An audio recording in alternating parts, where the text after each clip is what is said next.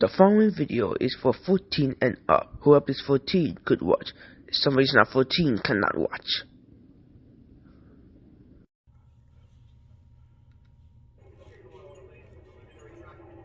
On the car-lined road, Bourne sees Desch let his shoulder bag drop. Behind him, Daniels approaches in his sedan. Bourne steps in his path. As Daniels hits the brakes, Desch looks at them. Bourne's gaze darts to Desch's scooter parked beside Daniels' idling Mercedes. Desch hits a detonator button.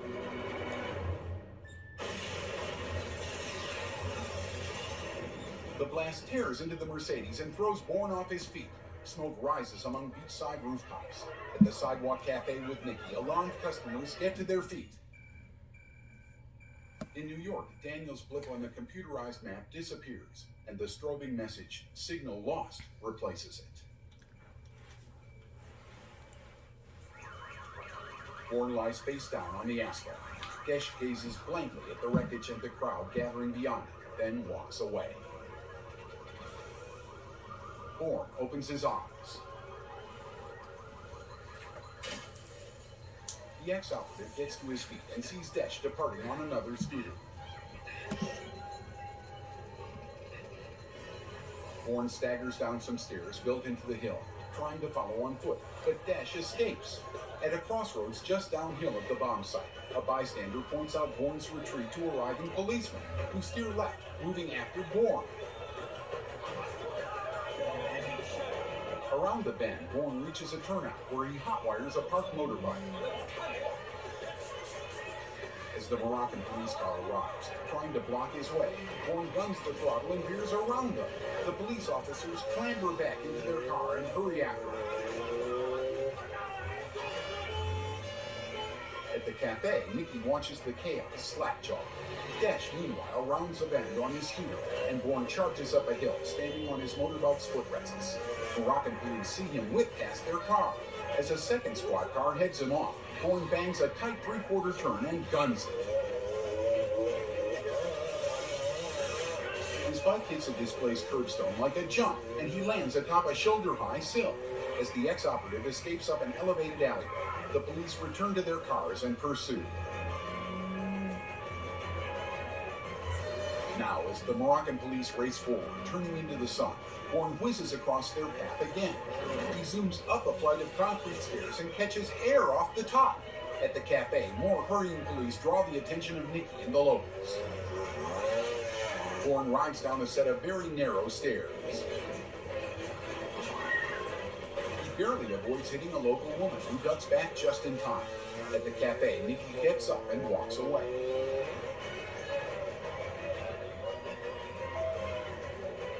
As she looks up the street, Desch appears on his scooter, motoring down the boulevard toward her. Nikki calmly and swiftly walks in the other direction. She disassembles her cell phone as she goes and leaves a trail of plastic pieces behind her. Desch wheels closer, his gaze searching in her direction. Nikki glances over her shoulder at him and heads into a bustling market alleyway.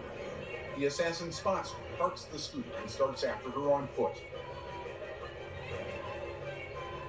Meanwhile, Bourne weaves intrepidly through moving traffic. He fluidly skids to a sideways stop and launches himself into a run, letting the bike drop. Bourne books it to the cafe and glimpses Nikki's abandoned cup. Without breaking stride, he follows the discarded phone pieces. Meanwhile, Nikki glances over her shoulder in the market. Behind her, Desch spies her highlighted hair bobbing along among the many faces and heads. Now Bourne comes upon Desch's parked scooter. He immediately enters the market alley. Far ahead, in the thick of the crowd, Desch sidles briskly past pedestrians. As Bourne reaches an intersection clogged with shoppers, he spies several local policemen running through the crowd in his direction. Bourne ducks off to the right. Now Nikki follows shoppers past narrow vendor stalls. A bird's eye view shows her shooting looks behind her. Her gaze meets Desch, separated from her by several dozen people. The assassin keeps his deep-set eyes on her, and his pace unrelenting. Nikki takes a left.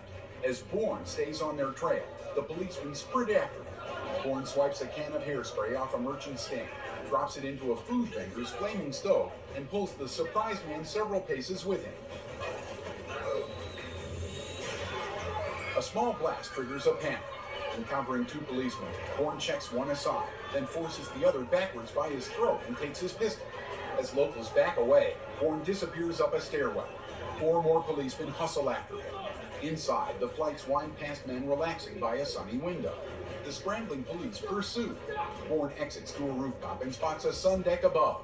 As the police inside round past the relaxing men, Bourne scales a TV antenna onto the sun deck and looks out over the lower buildings. More determined policemen arrive in the market below. Bourne looks through the narrower alley where he spots Nikki striding away. He also spots Desh following at a steady clip. Down in the alley, Nikki glances over her shoulder and Desh keeps on her. Nikki hustles through some shadows, zigzags along a few corners, and slips into a passage lined with residential doors. The first refuses to open, so she tries 2 more. Both are unyielding. On the rooftops, Bourne sprints under hanging laundry. A policeman in pursuit climbs the TV antenna, and 4 others dash onto the roof. Running full tilt, Bourne plucks a shirt off a clothesline, winds it around one hand, and manages a 12-foot jump to a lower roof. Without slowing, he grabs a second shirt and wraps his other hand. Behind him, a policeman negotiates the 12-foot drop. Bourne's padded hands let him vault safely over a wall lined with jagged glass. The hazard stops the pursuing policeman flat. Now on the ground, Desh screws a silencer onto his pistol. Still ahead of him, out of his view, Nikki tries to open another door in vain.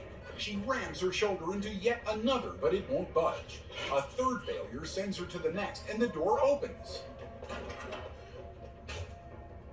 She flees inside. Now Desh arrives in the deserted outdoor passage. As Nikki hurries up a tightly wrapping stairwell, the assassin frowns, inspecting one door. He moves on to the next and nudges it with his shoulder. Now Nikki reaches a door to the roof and throws it open. Desh peers upward.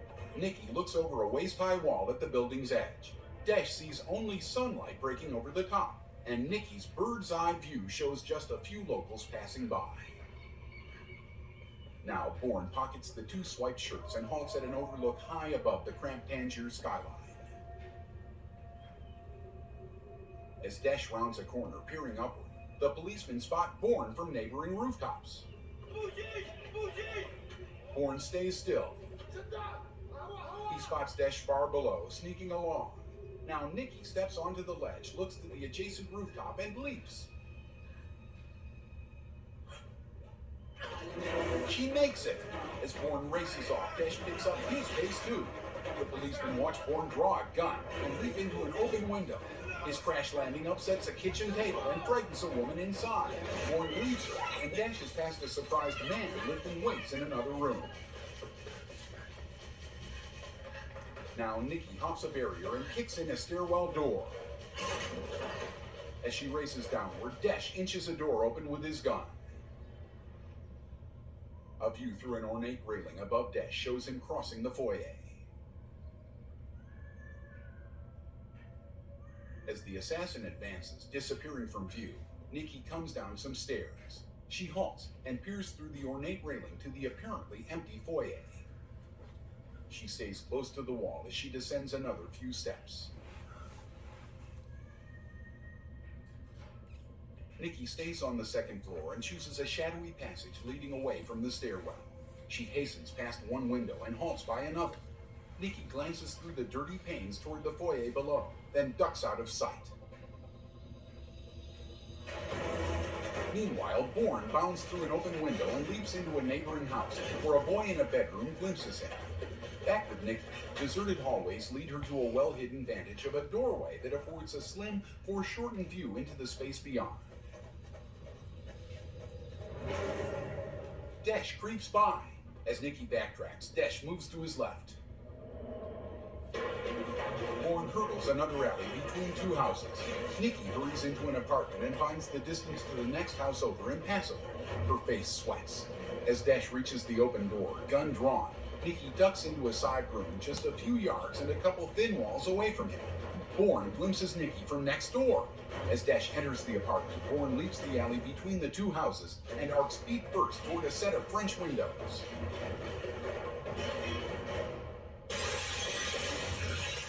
Bourne avoids Dash's gunfire and knocks his pistol to the floor. Gripping his own gun, Bourne swaps blows with Dash.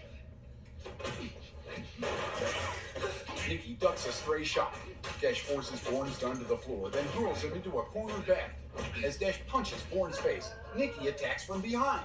Her fingers claw back the corner of Dash's open mouth, but he elbows her face and she drops. With a kick, Bourne sends the assassin reeling.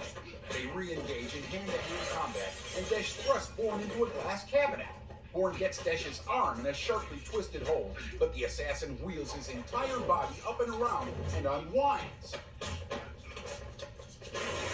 Dash flattens a table with Bourne and swings a heavy brass candlestick at him. Bourne fends him off with a book.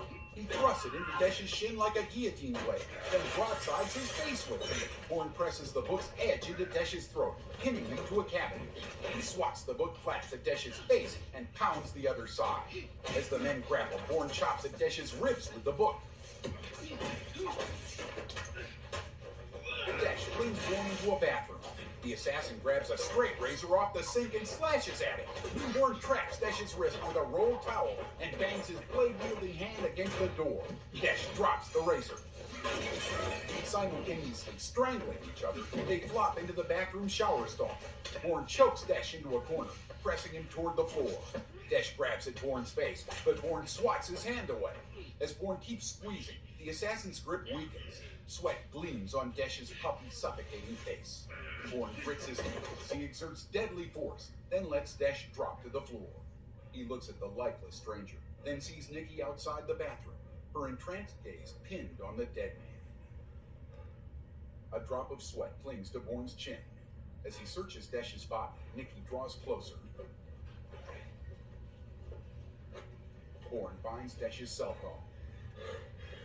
Go with it. We need to be dead.